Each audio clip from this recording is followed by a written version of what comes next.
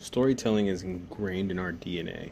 From the cave drawings of primitive man to the sophisticated paintings of the Renaissance, we have been creating these archetypical figures that help us describe a deeper meaning of the human condition and what we're feeling or what we wish to convey at the time. And so we continue to push this forward even as we move on to the modern age, right? You have this obsession with wanting to tell stories. You see it on all your social media. You see stories on Instagram and reels and these things that are used that are like found in classic cinema. A reel, a script, a story. But why is that?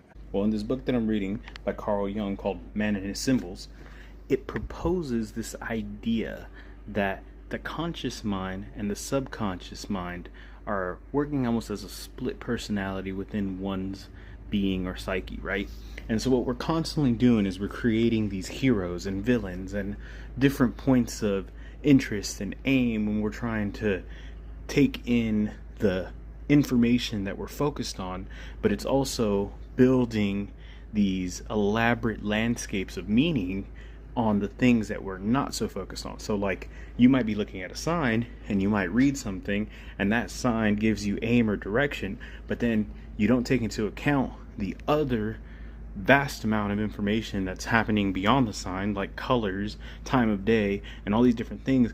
And your mind does a really good like process of just basically turning this into a mind map of meaning. And it's very interesting.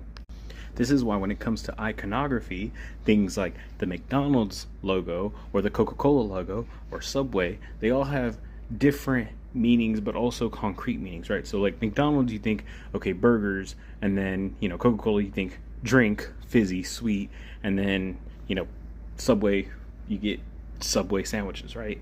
But each one has a different meaning. So for McDonald's, you also might associate that with laughter and children and basically like this whimsical clown, right? And that's kind of crazy because those things all connect in a weird way, and we know that. Same thing with Coca-Cola. You got polar bears and Christmas and all these other things that are constantly pushed with that narrative. But then you also have Subway, who's had negative experiences, right? So you might think $5 footlong, but then you also might think Jared, and that might take you down a dark, scary place. So it's very interesting because this kind of just shows a small piece of how our mind creates these hierarchies of good, bad, neutral, and just makes a crazy story in your mind. It's insane.